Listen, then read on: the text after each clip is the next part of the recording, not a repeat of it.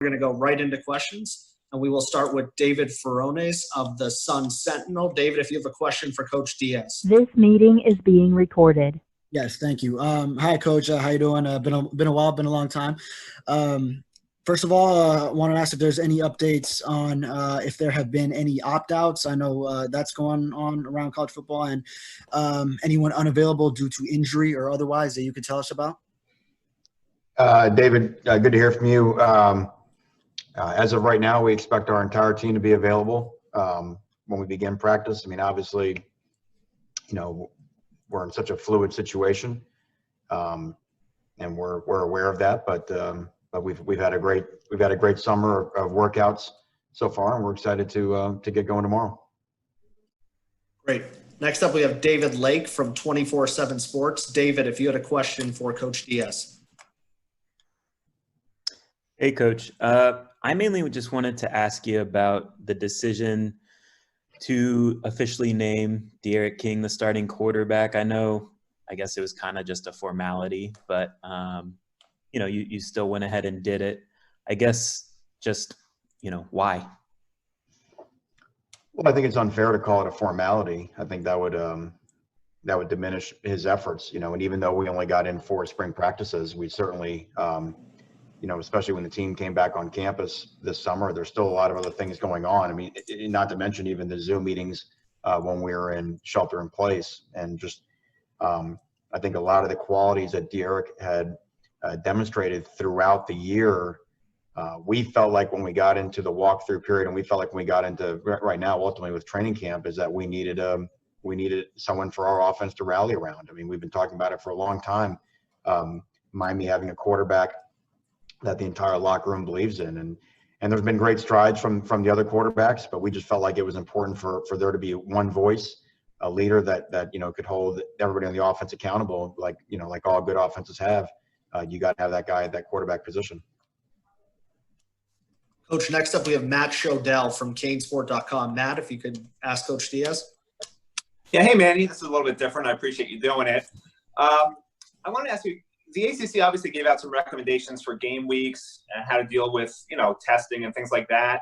Do you anticipate this being like a quote-unquote normal fall practice with the usual drills, the 11-on-11s, or do you get recommendations separately from the ACC, from your own medical staff, on let's try to practice this way or anything like that? We've had it's a great question, and certainly our league has worked very closely with the CDC. We're so lucky here at the University of Miami because we're led by an expert. You know, I can't speak for other universities, but no one's got a public health expert leading their institution like we do with Dr. Frank. So with his office, our medical community, again, we're blessed to be a great medical community in our university. I actually just got off of a call with a member of our medical community right before this call. So on one hand, yes, I mean, we're certainly going to be right lock in step with the ACC in terms of their medical guidelines, but I would imagine, like everybody, of course, we're doing different things. I mean, if you've been here for the summer for workouts, the walkthrough period that we just came out of, the way we'll be at practice, I mean, there's going to be all kinds of things that are going to be different. And I think our players, to their credit, have embraced that. They see that we are putting their safety first, and they understand that things are a little bit different. But they, like I said, they've done their part, and we've been very pleased at the way that the workouts have gone all summer. Great. Coach, with Manny Navarro from The Athletic. Manny, if you have a question for Coach Diaz. Hey, Coach Diaz. I hope you're doing well. Kind of a follow-up to that last question. Do you have sort of like a calendar in mind of when things might ramp up? For instance, we always knew there was a certain day when you guys would get to tackling and so forth. Is that going to be a part of this camp at all at a certain point? And I guess as far as like maybe separating first team and second team guys, you know, to protect against maybe widespread, you know, issues with the virus should it enter. Is there anything in particular you're doing with that?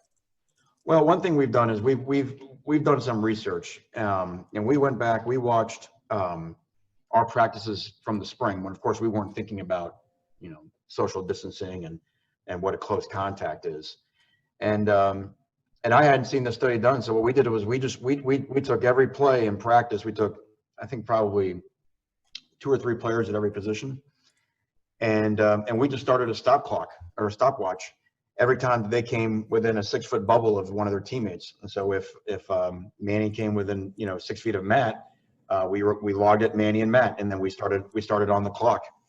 And when you do that, it was actually fascinating in a practice when we weren't trying to be socially distanced. I mean, this was just a 2-hour practice we had back in March.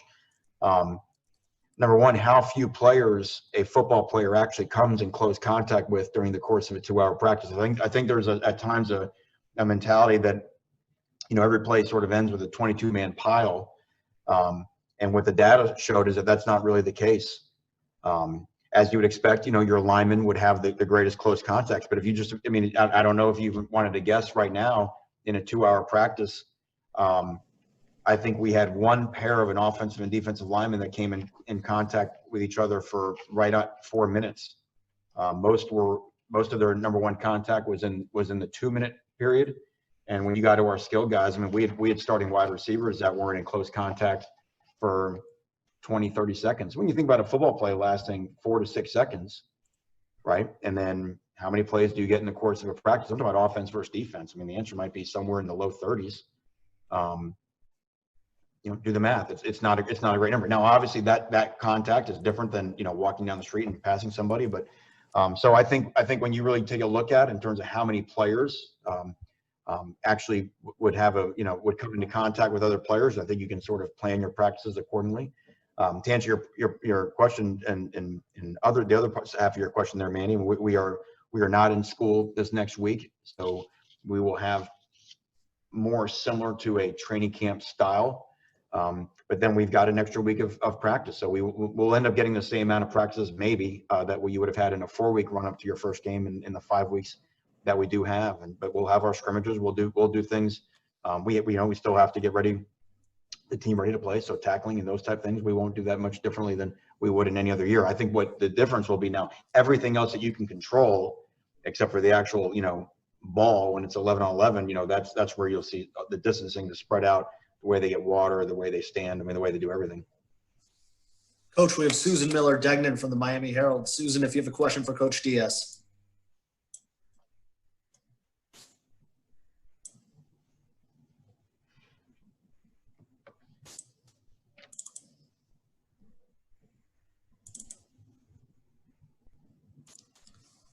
All right, we're going to come back to Susan. We'll go to David Hale of ESPN. David, if you had a question for Coach Diaz. Hey, Manny, thanks for doing this. I guess you probably touched on this a little bit, but certainly Miami, the greater Miami area, has been one of the hot spots in terms of numbers over the last couple of weeks, few months. What have you done in terms of talking to your guys about sort of being careful about who they're interacting with, where they're going to, and how, I guess, feasible is sort of maintaining that players and coaches bubble as, you get more into things and more folks are back around and on campus? Well, to your point, obviously the summer, the numbers for, a long time were not very good down here. And I do think without the ability to get into details because of our policy, I think the numbers that in the testing that we were able to do this summer with our players showed that, I think one of the most frustrating things about this virus is that it's controllable. You can slow down the spread. You can't necessarily bring it down to zero and prevent it, but certainly the numbers have shown that if we're smart in terms of who we allow in our bubble and whether that's mask wearing and the thing we've heard it over and over again, but it works. Our players know that it works. And they know that, how important, and we've got a very, stringent contact tracing program that our guys have gone through. And this is where we were able to follow the guidance of our medical community here on our campus. And that's why, again, I have a lot of praise for our players. But as we tell them, every time we go through a round of testing, it's very similar to a game. You're only as good as your next game. You're only as good as your next round of testing. And so they get that. And it is one of those deals where everybody on the team has a role to play. Because it may only take one. So like I said, I tip my hat to the way that they've handled the summer. Coach, we're going to go back to Susan Miller-Degnan of the Miami Herald. Susan, you have a question for Coach Diaz. Coach, sorry, I'm not great at Zoom yet. Anyway, I'm wondering, what you see as the strength of this team right now, and as far as the coronavirus, also, yeah, how often will you guys be testing players? The strength of the team, it's too early to say right now. And we, as you know, obviously we missed half of, 2/3 of a spring practice, and I don't know that there's any segment on our football team walking around saying, hey, we're a strength of a team. We've got a team that is ready to compete, that realizes that they need to earn everything and work for everything. And I will say the attitude of the guys all summer long has been really good, but that's what you would expect a coach to say at 130 schools right now. The second part of your question was, I was just wondering how often the UM will be testing players. Oh yeah, so we'll be right in line with the ACC. So again, once we get to competition, we'll be testing every week before competition, 72 hours before the game. Okay. Awesome. Coach, we're going to go to Matt Baker of the Tampa Bay Times. Matt, if you have a question for Coach Diaz. Hey, Manny, you said a couple minutes ago that there are definitely some things that you are going to be doing differently practice-wise. Can you give another example or two, just so I understand what you're saying? The simplest. just the way the team stretches, the way you stand when you're not in, when you're not in a drill, how you get your water. Having your personalized, water bottle. There are drills that we've eliminated. There are things that we would have done in the past that again would have just put a that have put people in in close contact that we're just simply not going to do. So that's just all part of it. What's a drill you've eliminated, if you don't mind? Well, like for example, we won't be doing our big cane drill this camp, where we'd sort of circle the team up and two guys kind of go in a one-on-one type blocking drill. It's just there's not a place for that, at least here in 2020. Awesome. Coach, we have Tom D'Angelo of the Palm Beach Post. Tom, if you have a question for Coach Diaz.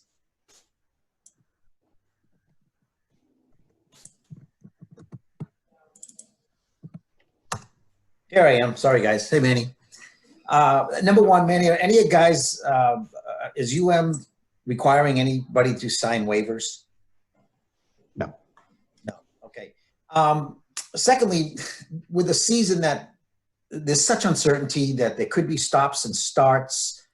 You could go find out one morning you lose, that 10 guys can't practice. How has that been? How is that for coaching staff to kind of prepare for? How has that part been different for you guys?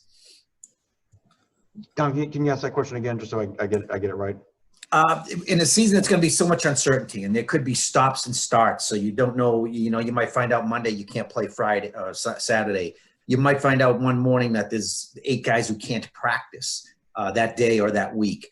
Are there different things you can, as a staff, do to prepare for those possible circumstances to mitigate, the damage it could do, or to mitigate, how difficult that could be? Dom, that's been the whole theme of 2020. Since the second weekend in March, everything has been about stay loose and adjust. You've got a plan, and then suddenly that plan will change, and and you can only wake up and make the decisions that day for what you have that day. So I think that's just par for the course, and I think we've had a crash course over the last 4 months. So we're ready. We're ready for whatever comes. Thank you. Coach, we've got Christopher Stock from InsideTheU.com. Chris, if you have a question for Coach Diaz. Yeah, Coach, I was curious if there were anything that stands out to you. Hey, Coach, I was curious if there's anything that stands out to you for summer camp with your workouts from the team. Any impressions you have with either players or team, just how things went the last few weeks here? I think, working backwards, there was a new deal this summer that we haven't had in the past, where we've had this walkthrough period, which gave us a great opportunity. We were fully in masks the whole time. Our offensive and defensive linemen used the 3-foot crunch balls in between, just so that we didn't get into any close contact during this period. But it gave our coaches on both sides of the ball a real good chance to install our offense and defensive schemes, something that you'd be doing for the first time in practice one, and then just the mistakes that would come of especially not having a spring practice of kind of learning it on the run. So I think that ability to have that, I think has really helped the team. I think their attitude's been fantastic in meetings and in that period.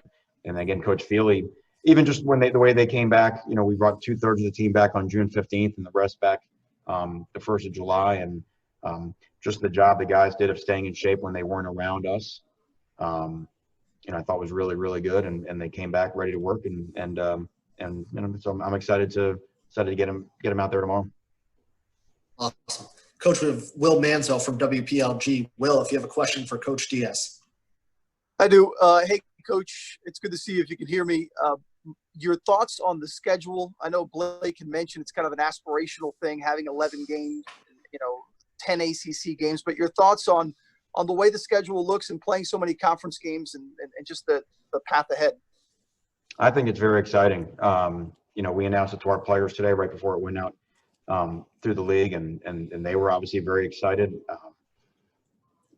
I think it's going to be a unique deal for everybody, playing 10 straight in the league, but it makes every week a big deal. You're going to be challenged week in, week out, sort of not having divisions and kind of having everybody in sort of one big pile. I think it's really fun, and I think it's going to be perhaps the most like in terms of a scheduling standpoint, the most like the National Football League than we've seen in college football, where you've got all these leagues and week in and week out, you're going to play someone that if you don't play well, you're going to get beat. So I think our guys are excited for that challenge. Coach, we've got time for a few more questions. We'll go to Mike Cunio at WFOR. Mike, if you have a question for Coach Diaz. Hey, Coach. Sorry to circle back to the COVID stuff, but just wondering, are any players, whether it be on the offensive line or maybe in the defensive secondary, who are working at different positions? Is there anyone specifically working at different positions just in the event you may have to pull someone out, the night before a game?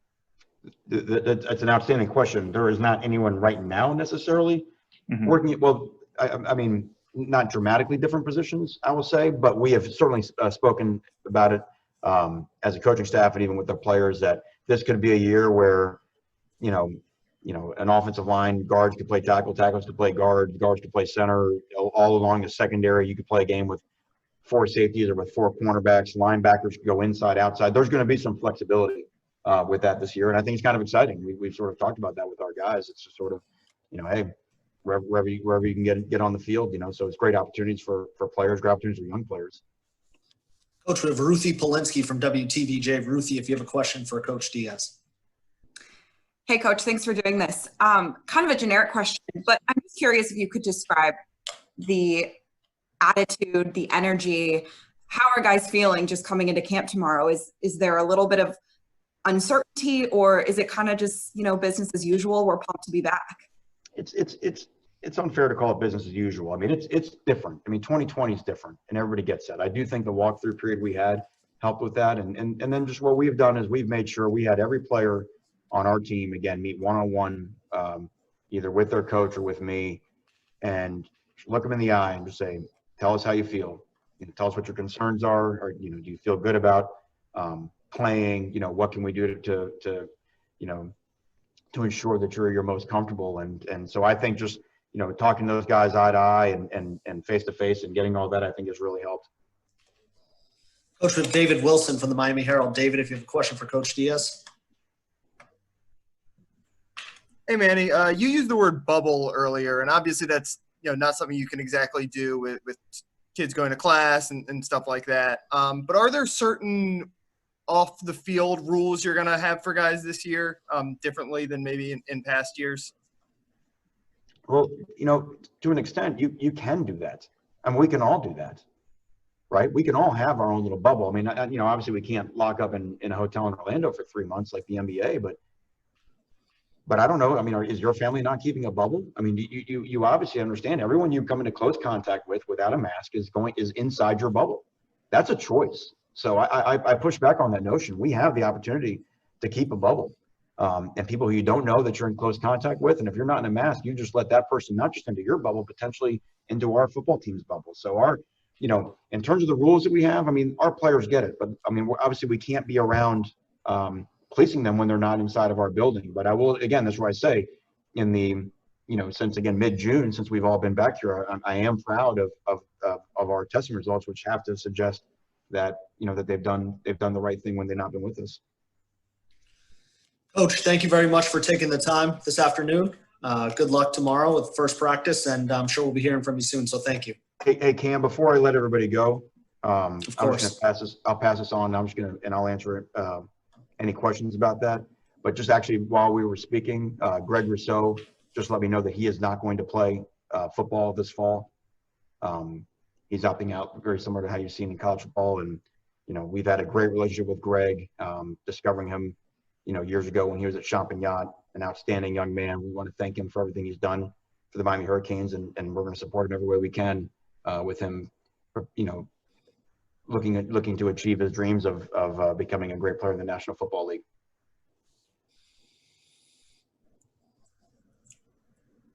The first person. Yeah, David Feronis, I saw your hand up. David, if you have a question for Coach Diaz. Okay, yeah. So he just told you just now. What's your first reaction? Obviously, a key player, and you know, a position where you're still pretty strong, but just your initial reaction. Like I said, my reaction is for Greg personally. You know, you know, whatever's, you know, as a coach, you know, we're for these young men. You know, I mean, we're advocates for them, and so we want what's best for him. And if this is where he's chosen, then we will support him in that. The team, like I said, our guys, you know, it'll be next man up, and our guys will be excited to play, and I'm sure they'll be supportive of Greg in his decision as well. Great. Coach Diaz, thank you very much for taking the time today. We really appreciate it, and good luck tomorrow with the first day of practice. Okay, you guys have a great day.